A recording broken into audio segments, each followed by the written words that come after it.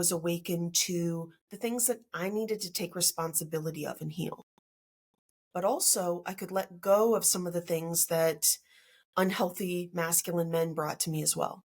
I could say, no, no, no, that isn't my portion. I'm not here to heal him, whether he was the distorted or the wounded masculine. I'm not here to do that. I'm here to engage in a relationship with someone who's at that same kind of vibrational level, that same kind of energetic level, someone who's also working on his healing. And that's really kind of the space of the awakened feminine as well, is taking responsibility for those wounds, the hard journey of looking very deeply at herself, seeing that she has both this feminine and this masculine energy, and she has to learn how to kind of make them. Welcome back, everyone, to the Soul Rocker podcast. And today I have Allison Fisher with me. Hi, Allison. Hello. And thank you for joining me today. And I want to first start off by having you introduce yourself a little bit and tell us more about, you and what you do. So, gosh, there's a lot there. Online and kind of with my own podcast, I've really been exploring psychology a bit, and exploring both the feminine and the masculine, and polarity between the feminine and the masculine, also sexual polarity, mostly because I have kind of been on my own journey of self-healing, self-discovery. I kind of felt growing up like something was off. I grew up kind of thinking that my family looked really good on paper, but then realizing that there were a lot deeper issues. And so, that really started showing up in my romantic relationships, really started showing up in that space where I was attracting men that were not good for me. Yet I really had to take full responsibility for my own life and, kind of figure out what was going on, do a lot of healing work. And that led me to, creating an Instagram page and just kind of putting up some of my thoughts on the masculine and the feminine. And then also starting a podcast as well, where I could really explore some of the topics, basically take most of the research that I was doing and, share that with others. So. Yeah, no, I love that. And thank you for sharing. That's very interesting because I feel like a lot of, myself included, I really resonate with everything that you said. So it's so interesting and amazing that I have someone that I could relate to. And I think there's probably a lot of people, I'm sure, especially people that you come across all the time as well, who can relate. And so I'm interested to hear, like, when did this all kind of start for you? I mean, I know you said growing up, you felt this disconnection in a way, but at what point have you started to kind of really dive into that, like, self-discovery kind of, journey for you? Gosh, it's probably been 10, 15 years now. I really started with understanding personality type. So when I kind of went down the journey of really understanding Myers-Briggs, and I thought it was really great, and I thought it was really awesome, and I really enjoyed, Carl Jung, and partly just due to my personality type. I'm an INFJ, and I'm also a type 4 on the enneagram. And, I always felt that I was very different than other people. Now, after doing a lot of healing work, I realized that, yeah, there are differences, but I don't just have to kind of keep myself in one box. But really exploring Myers-Briggs really helped me understand a little bit about who I was. And it was funny because I could understand my father's personality type, which is very similar to mine. He's either an INFJ or an INFP. He's definitely a type 9 on the Enneagram. I understood my sister almost instantly. I knew she was an ENFP. And I could not tell you at all what my mother's personality type was. And I realized that all those little weird things that happened in our childhood, right? Constantly walking on eggshells. My mother to this day doesn't have any friends, or very close friends. Mhm. And, there would always either be this like blow up, like she'd be really angry and there'd be rage, or she'd break down and sob. And, I knew something was wrong. And so I remember even in college sharing with my dad, because both of my parents are in medicine. And I thought he'd be really receptive to, hearing about some of the stuff that I was studying. He was not, which is okay, not his thing. Mhm. Yeah. But I realized that my mother had a personality disorder. And, it helped me understand why I struggled so much. I was not a confident child. I was not a confident, even young adult in my 20s. And so that process kind of kept moving me forward. And, I studied Myers-Briggs for a really long time, but then I decided or kind of realized that there was a lot that was just kind of not being explained. Mhm. Like it wasn't quite deep enough. And Yeah. so the way I utilize things is I kind of see them as a layered approach. Like there are lots of things. I don't just have to say this is the only way to find out something about myself or other people or what I really Mhm. want, what my purpose is. And so for me, then I started learning about attachment style. And I was dating a guy. Well, I was talking to a guy at the time. I flew all the way to Africa to meet him. I know that sounds crazy. I had lived in that country a couple years before that as a Peace Corps volunteer. Oh, So okay. not quite as crazy, still a little crazy. And before I left, I realized that I had an insecure attachment style. I had anxious attachment. And that experience was so awful with that man and the way that he treated me that I told him, the day that he dropped me back off at the airport, I said, I don't know why I was attracted to you, but I will not let this happen again. And I went home. I became fairly angry, particularly at men. And then, I kind of started, really exploring the the insecure attachment style, or styles, realizing that my mother was, had disorganized attachment or fearful avoidant. My father also had anxious attachment. My sister had anxious attachment. And then I learned that I could heal it. And I said, oh, well, this is fabulous. Okay, that's what I'm focused on. And Yeah. that really led me into the enneagram. It led me to understanding kind of the levels of health, or development within the Enneagram. And then I saw what I could be. The Enneagram Institute kind of lists out these kind of 9 levels. Well, there's the top 3, the middle 3, and the bottom 3. And I realized that I had sunk into the bottom, or, kind of the lower levels, the average levels, and the unhealthy levels when I was with that guy. And I saw what I could become. And I thought, there we go. So that led me into, looking at like my abandonment wounds, led me to reparenting myself, led me to understanding my inner child. And then that really led me, because I got in another relationship with a man, and he introduced me to David Data, who wrote the book, well, one of the books, The Way of the Superior Man. Then he Mm. wrote another book called Dear Lover, and that was really kind of the feminine kind of side of that. And Mhm. I sobbed through that book because it was like someone finally understood like my feminine soul, my feminine heart. And Yeah. then I read his book on, it was on not just sacred union, but it was also on like intimate, he called it intimate communion. And I began to understand masculine and feminine polarity. And I thought, you know, entrepreneurship has always been a thing for me. And I kind of thought, I bet some other people would really appreciate hearing this. And so over the past few years, I've just been trying to, put out some great content, craft my message, make it so that people kind of understand what that is. And particularly women.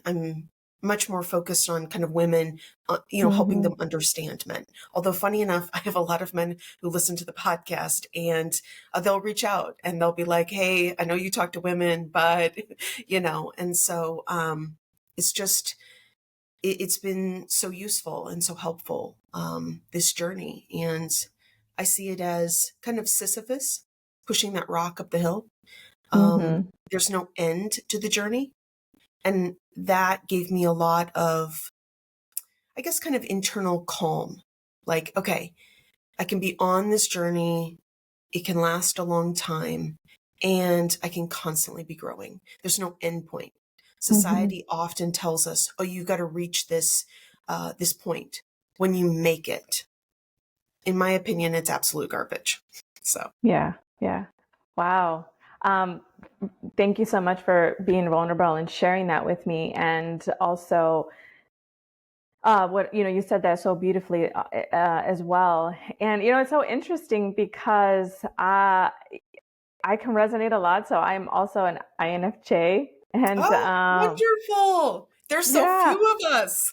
I know. And it's so funny because you said you started your journey with the Myers-Briggs, and that's exactly how I started mine and how I've been discovering mine along the way as well. So it's so interesting that there's a lot of resemblance there, and even with the attachment styles. And just, not too long ago, I'd say within the last not even year, I started to dive into the masculine and feminine. Yep. So that's really interesting. Um, Now, if we go into the direction, because this is what you talk a lot about, is the direction of masculine and feminine energy. What does that mean as an individual in any gender? And what does that mean with like a context of a relationship? So, as a woman or as women, we have both a feminine core and we have an inner masculine, right? So we have both, and men and women are very similar in that way. Men also have a masculine core, but they also have feminine energy as well. I like to think about it as the yin yang symbol. So if you look at that symbol, there is one that is black with a little bit of white, the masculine with a little bit of feminine. And then you look at the white, which is the feminine with a little bit of masculine. Mm-hmm. And for me, it was very interesting to discover that, I think, first of all, in society, at least I was taught, oh, try to have this 50-50 relationship. You Mm-hmm. don't want the relationship that your grandparents had in the 1950s, right? Where the man was always the head of the household. The woman may have had, a high school education and whatnot, but, her role was really in the home. And, we've moved into this kind of space where it's more of the 50-50. Everything should be equal. Mm-hmm. And when I read David Data, it was very interesting to me to realize that I personally was abandoning my feminine core. Also listening to what society said, which was, you're going to find everything that you want through your career. Your career is going to make you incredibly happy. Now, don't get me wrong. What I'm building, being an entrepreneur, doing those things, it is very enjoyable. Yet at the same time, masculine energy, I like to think about it as kind of like a pressure washer. It's very focused, very directed energy. And I need to be able to use that energy sometimes, right? Mm-hmm. In my business, whatnot, I need to be able to use that energy. But for me, as a deeply feminine woman, that's not my feminine core. That's an addition. I have to have access to that masculine, but I also want to be able to soften into my feminine sometimes too. And what I realized was that I really struggled to do that. One of the other things that I studied and that I came across, a woman by the name of Aisha Faines, She unfortunately is not alive anymore. She passed away. I believe it was like anaphylaxis.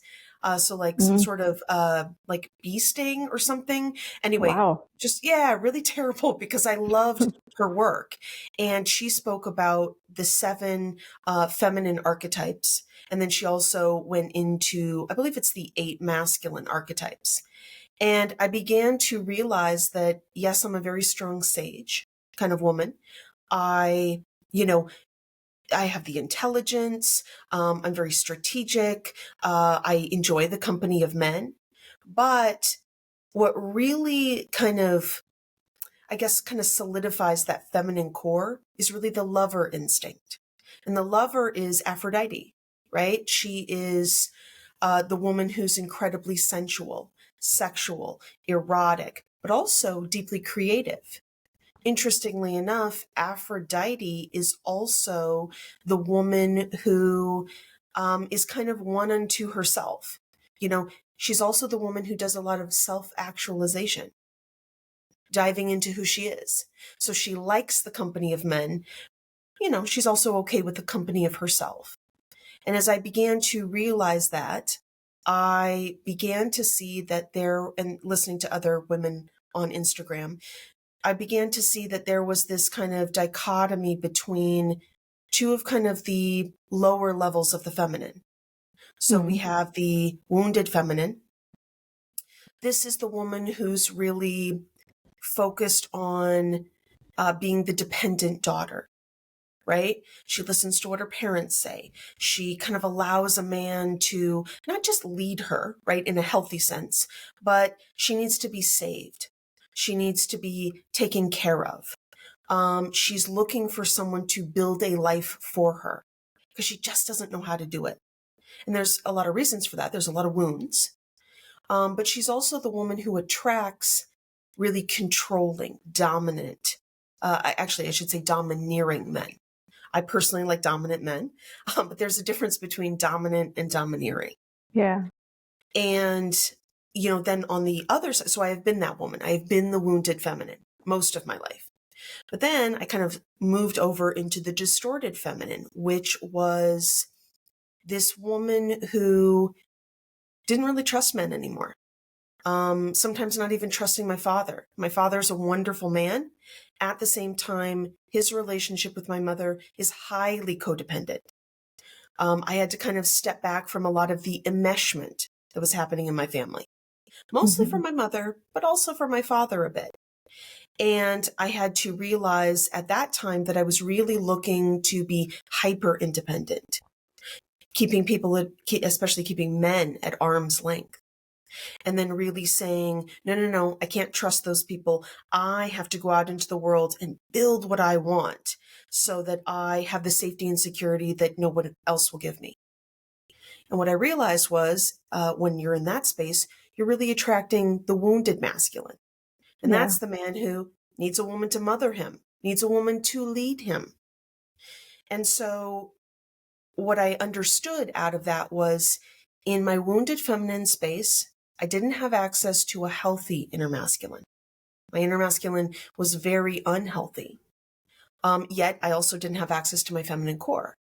And then in my distorted feminine space, I also did not, have access to my deep feminine core, which again, I started to work with, my feminine archetypes and, kind of went through this process of really reconnecting to my feminine. But I also still had a very wounded inner masculine. And what I found was that the level of kind of your inner masculine, kind of how healthy you are, is also the kind of man that you choose. Mm. Yeah. And so that was very profound for me, Yeah. realizing, okay, I've got some wounds that I need to heal. And it's not uncommon for a woman to kind of vacillate between both the wounded and the distorted feminine from time to time, or at different cycles of her life. Okay. Yeah. And yeah. And what I found was by really working on healing my wounds, I was moving into this awakened state. I was awakened to the dynamics in my own family, my family of origin. I was awakened to the things that I needed to take responsibility of and heal. But also, I could let go of some of the things that unhealthy masculine men brought to me as well. I could say, no, no, no, that isn't my portion. I'm not here to heal him, whether he was the distorted or the wounded masculine. I'm not here to do that. I'm here to engage in a relationship with someone who's at that same kind of vibrational level, that same kind of energetic level, someone who's Mhm. also working on his healing. And that's really kind of the space of the awakened feminine as well, is taking responsibility for those wounds, the hard journey of looking very deeply at herself, seeing that she has both this feminine and this masculine energy, and she has to learn how to kind of make them work together. Yeah, wow. Yeah, there's so much that I could dive into that you shared, but and it's one interesting because it was popping in my mind as you were speaking, and it was and then you ended up kind of saying it, was, so if you are in the wounded feminine, do you kind of go through these different phases before you kind of get to the more awakened aspect, or can you just directly go to one end of the other? Yeah, I mean, if you are in the wounded feminine, you don't have to become the kind of the distorted feminine, not Okay. necessarily. I Yeah. think a lot of women do. And I think that kind of also trips them up because on the one hand, they were kind of like, you know, I feel this need to be saved. I actually had a conversation with a woman who's in my members club, and she reached out and she was like, I still feel the need to be saved. And I was like, it's okay. You're going to still feel that way every once in a while. Because here's the thing about the feminine, like, we want to build with a man. We don't want to do it all alone, right? Mhm. But we want that healthy relationship. At the same time, I also don't want to be with a man that I constantly have to tell what to do, or I have to mother him, or I have to lead him. And here's one of the things that I found about masculine leadership: it doesn't feel like leadership. It feels like a man who listens to what you have to say, who, still makes, directs himself, also guides you. You also guide him. It's a bit of both.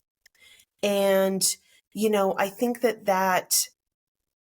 I think that when we get to that place of, whether we are the wounded or the distorted feminine, and we realize, I don't, I don't love my life.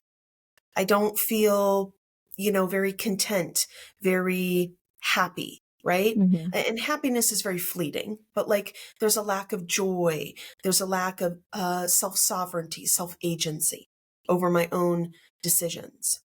That's when I think, at least for me, and maybe you feel this way, we tend to do this as INFJs, but we tend to kind of search. We tend to, not just INFJs, by the way, but we tend to search and say, what's going on here?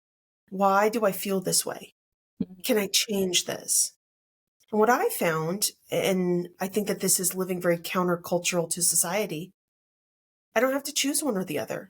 I can have a thriving business that I love, where I am making really great money, where I am helping other people, where it fills me up, where, they are able to transform their own lives.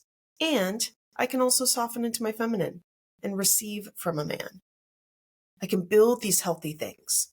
But I don't know about for you, but in my family of origin, not a lot of that it was modeled, and frankly Mhm. still isn't modeled. Mhm. And so we have to kind of go on these quests. So, it's not, for me, it's not just, do I move through kind of the process? I feel like the process is kind of ongoing, but it's really taking that first step to saying, oh, okay, hold on a second here. I am this kind of feminine. It also, again, shows up very drastically, at least for me, in my romantic relationships. And then saying, you know what? I am tired of that. I refuse to accept breadcrumbs and be told that it's a full meal. I'm going to figure out some things about me. I cannot change or fix a man, but I can work on myself, change myself. I always say that there's so little that we can control in life, but I can control my actions, my attitude, my behaviors, my choices, my effort, my habits, and I can become more of who I am rather than less. It's almost as if, as I let go of baggage, whether in my divine or my distorted or my wounded feminine space, I became more of who I actually am, like the authentic version. Yeah. Yeah, and something that I saw that you have on you have a on your website, and you mentioned you have a program, is you have a quiz, which I actually really liked. I love quizzes, so I did, and you have the wounded feminine, and you have the wounded masculine, which is really helpful because I can imagine if somebody's just getting into this stuff, they're like, well, where am I on the scale? And so I definitely, would say that your quizzes are really helpful. So would you mind just kind of like recapping as to like the different types of feminine archetypes and even like masculine archetypes that you have on like your quizzes? Sure, absolutely. Yeah, the quiz, I also enjoy taking quizzes. And it's been really fun to create them. I've created a couple now, and the quiz that really goes into where you're at, I call it the feminine reclaiming process. And it does. It kind of lets you kind of see kind of what space you're in. And Mm-hmm. actually, yesterday I was finishing up creating the videos for the course that I'll be offering as well, so that people can really dive into it rather than just getting a pretty email saying, hey, here are the things, all the things that you need to work on. I know for myself, when I got started, I was just like, oh my gosh, like this is overwhelming. There's so Yeah. much. Yeah. And yeah, and so, I'm trying to take people kind of step by step through that, because these are really the tools that I wish that I had had. But when it comes to the wounded feminine, again, this is really the woman who feels the need to be saved, validated, chosen, by the masculine, also a lot of times by her family. She can often kind of show up as the damsel in distress, sometimes just emotionally, not always needing to be physically saved by things or financially saved, but especially emotionally saved. And again, she really attracts the distorted masculine. He's very dominating, very emotionally unavailable, very emotionally neglectful, and very distant. He's the man who will always just kind of tell her, you're just being too much. You're too dramatic. You're too this, you're too that. And what's interesting to me about emotional neglect, unlike emotional abuse, emotional neglect are the things that fail to happen in the relationship. Mm. And that's interesting to me because I don't know about you, but I've, a couple of the men that I've dated, it's like, well, but he's not that bad. Like, it's not that awful. But at the same time, it's like, but there's still something missing. What is this thing that is missing? And a lot of times that's the emotional neglect. Now, I'm not saying that a man should, every single time, every single day, take care of every single one of your needs. Of course not. You need to be doing some of that for yourself. You also need to have a tribe around yourself that, really, is there to help you with that as well. I reached out to a girlfriend yesterday and I was like, I need some emotional support. And she's like, give me 30 minutes and I'll call you. But, like the things that fail to happen, those are the things to notice as well in the relationship. So the wounded feminine also will change and conform to really please others, to earn love, attention, and affection. She'll really do a lot of those people pleasing kinds of things, foregoing what she needs. A lot of times she doesn't even know what she needs, but she'll forego what she needs to please other people. And funny enough, People pleasing is a fawn trauma response.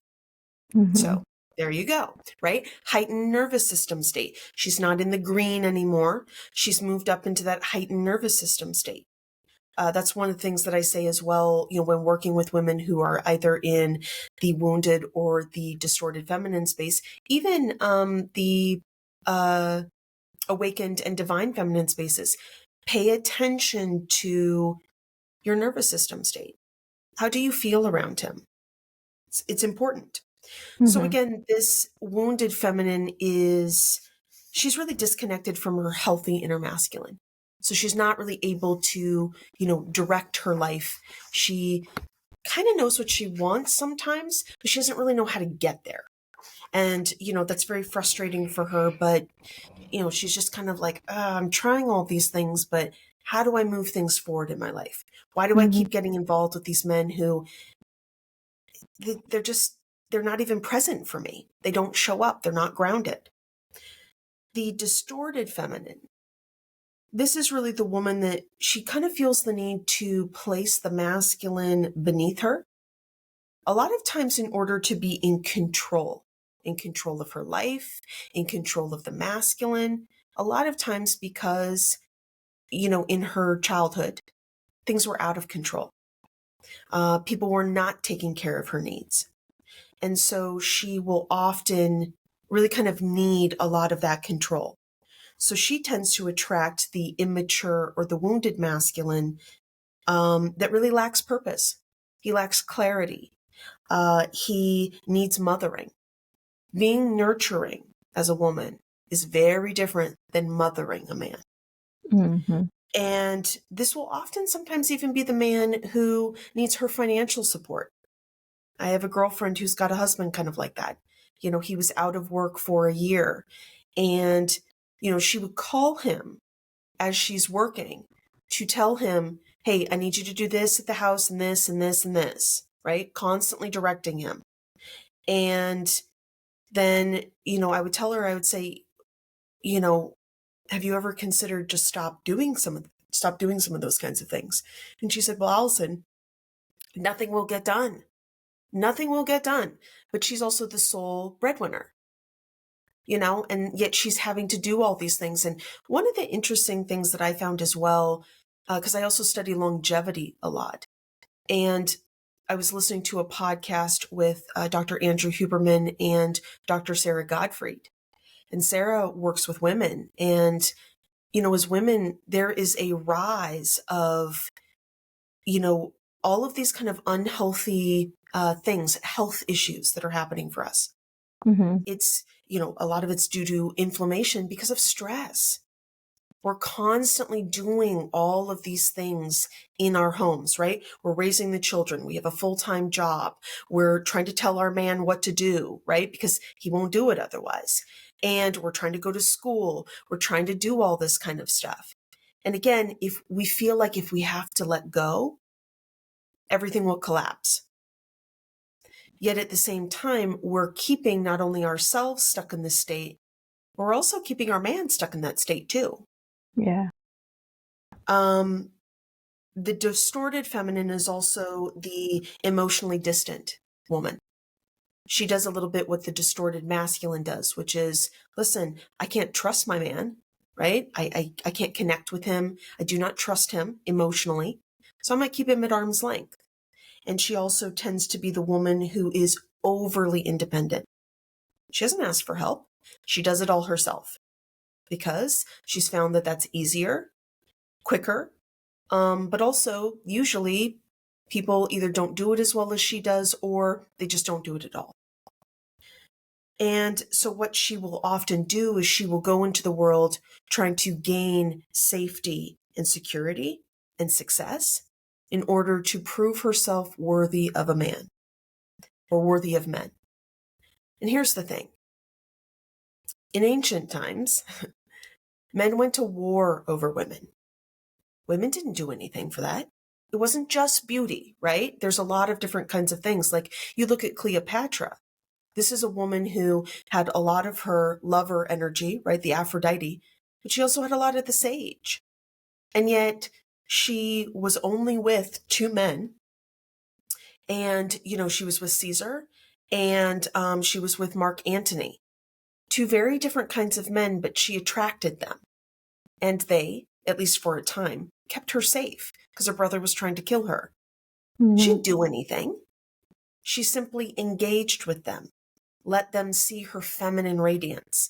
And that's really kind of part of the issue with both the distorted and the wounded feminine, is that we're not in that feminine radiance. It's more than just confidence or those kinds of things. We're weary. We don't get enough rest. We don't take good enough care of ourselves. We're trying to fix everything. We're either trying to please people or we're trying to control everything. And it's making us unhealthy, but also deeply unhappy. And so, the distorted feminine, she's really disconnected from her healthy inner feminine. So she has to kind of work on that. And the awakened feminine is really that space where a woman is really kind of working on healing her wounds and her trauma. She's becoming awakened or aware of her feminine nature and really cultivating a healthy inner masculine and feminine, right? Her deep feminine core. So she's not the wounded or the distorted feminine anymore. She may revert back every once in a while. There are times when I will be like, I just want to control the situation. I'm like, no, hold on. We're not going to do that. We don't do that anymore. But that's really kind of the woman who's moving away from those kind of wounded and distorted spaces. And she's really trying to figure out what's going on with herself. She realizes that it's not all the man's fault or men from the past, but she really realizes that she has to take responsibility for some of her own stuff and really work on her healing. And the divine feminine space, this is really the woman who validates her own worth. Other people can validate her too. It's lovely. It's nice when we receive some sort of validation, but that's not her source of Yeah. validation. Mhm. She kind of operates from this place of being the sovereign queen of her own life. She cultivates meaningful work. I like to call it vocation.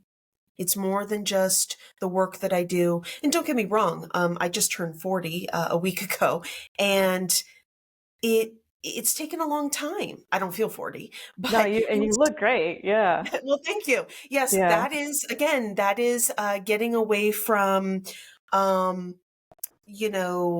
either trying to please other people, also pleasing your parents. I'm sorry. It just doesn't work. Like, I heard this thing where they said, they talked to people who were older, 70s, although I personally don't believe 70 is that old anymore, but 80s, 90s, like, what's the thing that you regret the most? And they're like, doing what other people told me to do instead of really doing what I wanted to do in life, what I thought was important. And Right. I thought, oh, well, if that's not, accurate. And so here's the thing about aging, at least I believe, our society will tell us as women, oh, you've passed your prime at 25. It's utter garbage. Okay. It's utter garbage. Take incredibly good care of yourself. Continue to look incredibly good.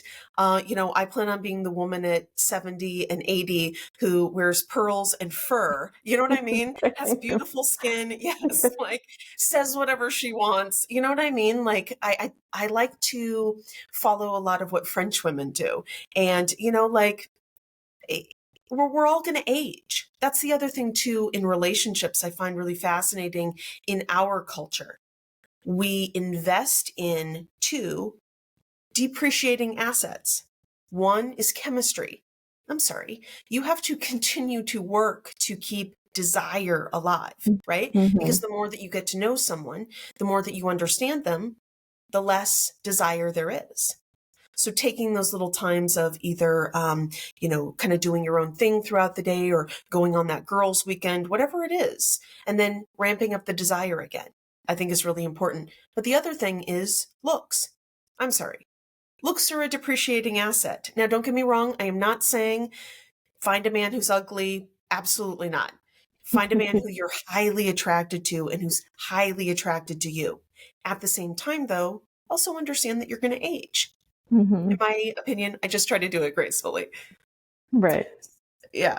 So, the divine feminine, again, she's creating a vocation. She's creating a life that she really loves. She's going to fail at some things. She's going to try some things and go, that doesn't really fit for me. Doesn't mean that in the process you don't have a job that you work sometimes that you don't really like, but you're building something else on the other side, Mhm. kind of in your Mhm. spare time too. What really lights me up? What do I really love? And can I do that in a way that really deeply helps people, that is deeply fulfilling to me? And it takes time. But, as someone who just hit 40, I know that you can do it. And I know that we can all do it. But she's also the woman who really creates meaningful relationships in her life. Also, very deeply connected, intimate relationships. And she's the woman who realizes that it's nobody else's job to make her happy. So she goes and does the things that make her happy. She allows a masculine man to add to her happiness, but he's not the source of it. Sometimes he is, like it's nice, but I'm talking about like her deep source comes from herself, Mhm. comes from knowing who she is, loving who she is. And out of that, you find confidence. I find it interesting when people try to kind of go after confidence. That's just a side effect. That's just something beautiful that happens when you've really worked on healing your wounds and you Yeah. know your value and your worth. And the divine feminine is also this woman who really consciously aligns with a masculine who's developed and is connected to his own inner feminine, who also really stays true to his masculine core. So he's the man who shows up as grounded.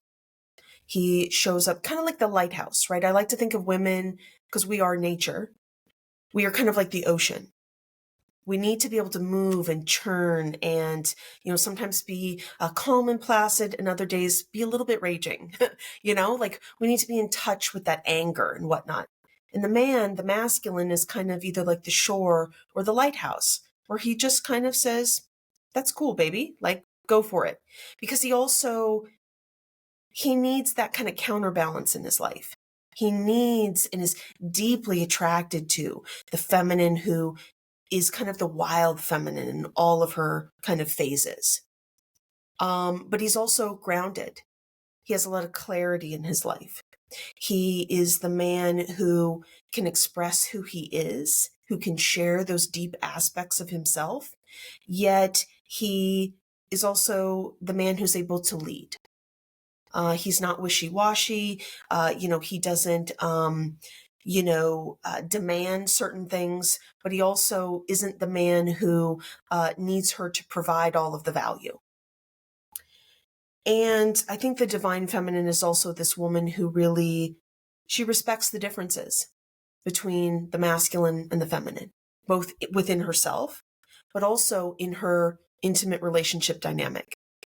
She can go out and be the woman who has the business or does the thing, but she can also come home and soften. She can also receive from her man and allow him to really be in his full masculine as well. She doesn't need to control him. She doesn't need to try to please him all of the time. And he doesn't need that from her either.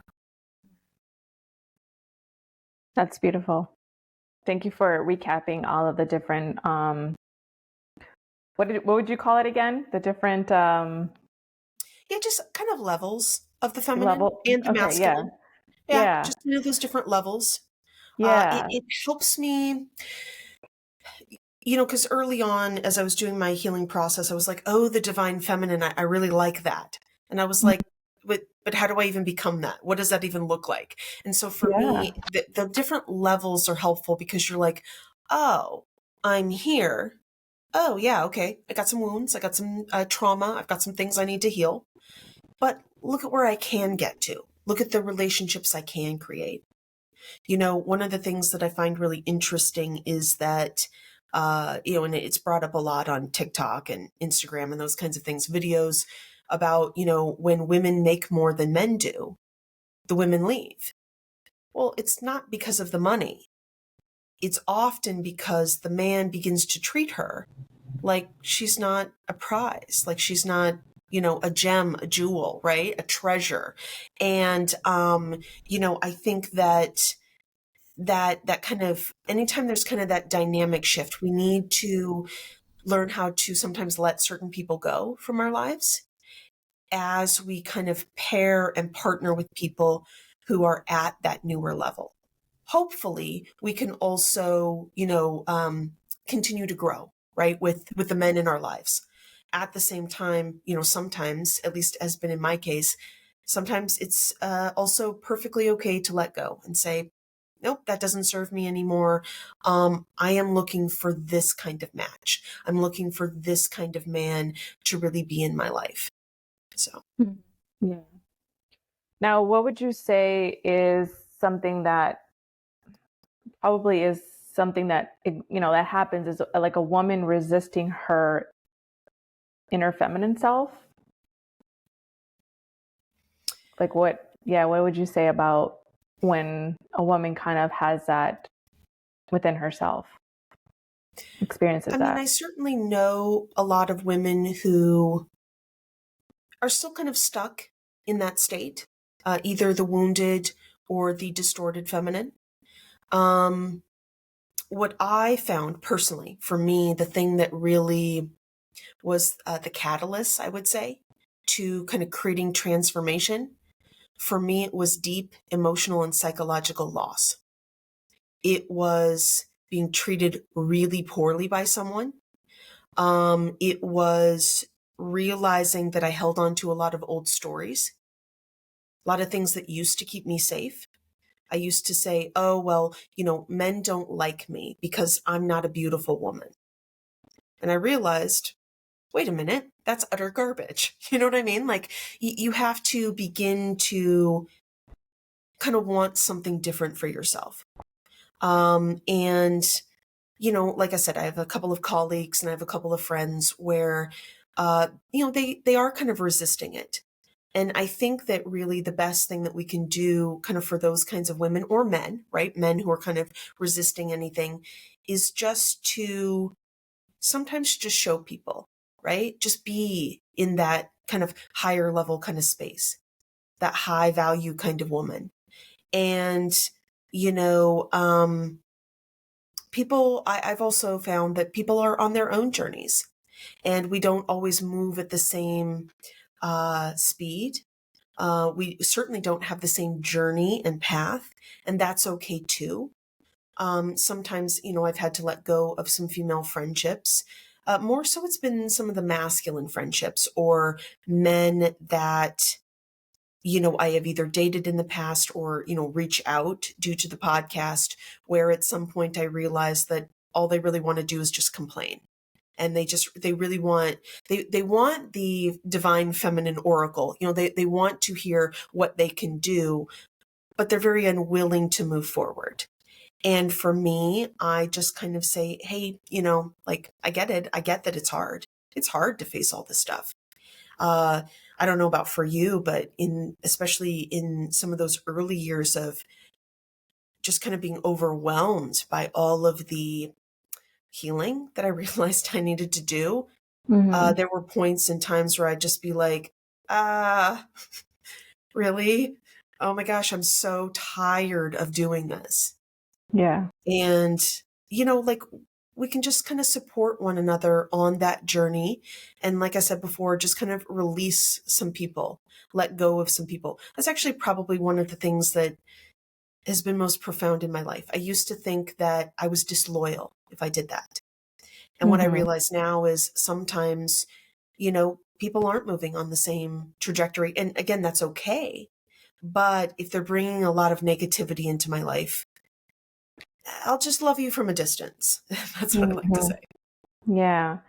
Now I know that like a lot of the wounded and distorted feminine energy that you've been sharing is like a huge aspect of that comes in with relationships, right? But do you think, or have you ran into like that also, depending on where you are and like that level, that you are as a woman, would you say that that also can affect a woman in terms of like friendships as well, especially maybe with like another feminine or masculine friend? Yeah, I think so. Um, I think that it isn't probably as stark, like Mm-hmm. it's not kind of as in your face as when it's a relationship. I think that obviously in an intimate relationship, especially, when they are, when it's not just dating, they've, really become that sexual partner and whatnot. I see, sex as being a very sacred union. And so again, you're connecting on this incredibly deep level. And so when something is off in the relationship, or when you're the woman who really says, wait a minute, I need to make some changes. Again, I can't make my man make any changes. I think that will often bring up a lot. One of the things that I've really found to be true with men, especially as you reach kind of, as you're moving into that awakened space, but also that divine feminine space, I found that a lot of men will say, oh, I just wish there were more women like you. But then you hold their feet to the fire, even in a gentle way. Like Mm-hmm. you didn't actually criticize anything. Like I said to a man once, like, oh, I'm just surprised that's the direction you took. And then, a couple weeks later, he sent me a text message it was 4 bulleted point text message of how I, quote, triggered him. And I was like, well, but your triggers are yours. Like you have to take responsibility for those. We can have a conversation about it. And so I think it's a lot deeper on those levels. But I also do think that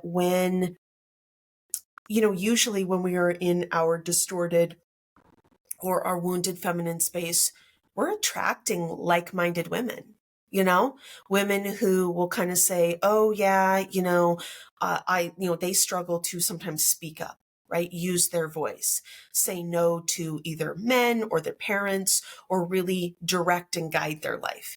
And same thing with the distorted feminine. I think it's easy to kind of be in that space where you're like, screw all men, like they're just awful, blah, blah, blah. Really kind of getting into those spaces where we try to find like-minded people. Mm-hmm. And again, for me, it was deep emotional loss and psychological loss, the loss of a dream, right? I thought I was creating this life with this man, and he was a total jerk to me, treated me like absolute trash.